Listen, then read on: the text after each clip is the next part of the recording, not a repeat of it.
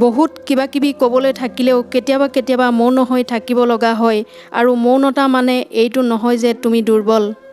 অনেক সময়ত মৌন হৈ থাকিও সকলোতকৈ ডাঙৰ প্ৰতিশোধ ল'ব পৰা যায়।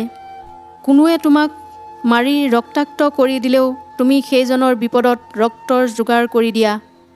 কোনোৱে তোমাক কথাৰে আঘাত কৰিলেও তুমি মিচিকিয়াই হাঁহি আঁতৰি আহিবা। কোনোৱে তোমাক যিকোনো ধৰণে সৰু কৰিবলৈ চেষ্টা কৰি ক্ষতি কৰিছে, তুমি তেওঁক বিপদত উপকাৰ কৰি ঘূৰি আহা।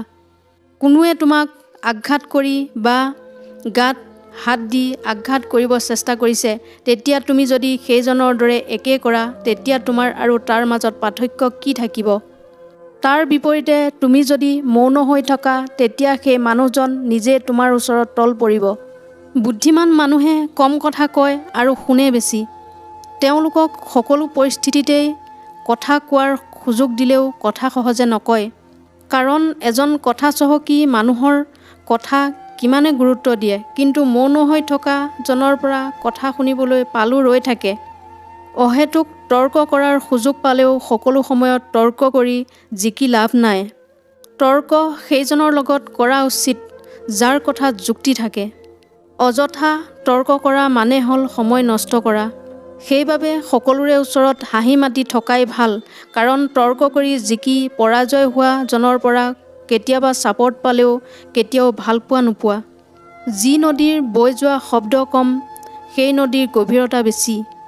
যি মানুহে বহুত কথা ক'বলৈ থাকিলেও অতি কম কথাহে কয়, সেই মানুহক দুৰ্বল নাভাবিবা, বৰং তেনে মানুহলৈ ভয় কৰা, কাৰণ এনে মানুহে বেছি কথা নকলেও বহুত ডাঙৰ কৰাৰ ক্ষমতা থাকে।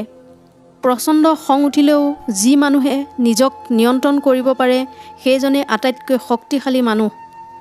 আঘাতৰ বিনিময়ত আঘাত দি প্ৰতিশোধ ল'ব পৰা যায় ঠিকেই, কিন্তু পৃথিৱীৰ আটাইতকৈ ডাঙৰ প্ৰতিশোধ হ'ল মৌন থাকি ক্ষমা কৰি দিয়া। হয়, মৌন থাকি ক্ষমা কৰি দিয়া। যদি তুমি হাজাৰ অন্যায় কৰাৰ পাছতো সেইজনক একো নকৈ ক্ষমা কৰি দিয়া, তেতিয়া তেওঁ নিজেই প্ৰতি নিশা অনুশোচনাৰ জ্বলন্ত অগ্নিত দহি পুৰি জীয়াই থাকিব। যদি তুমি হাজাৰ অন্যায় কৰাৰ পাছতো সেইজনক একো নকৈ ক্ষমা কৰি দিয়া, তেতিয়া তেওঁ নিজে প্ৰতি নিশা অনুশোচনাৰ জ্বলন্ত অগ্নিত দহি পুৰি জীয়াই থাকিব।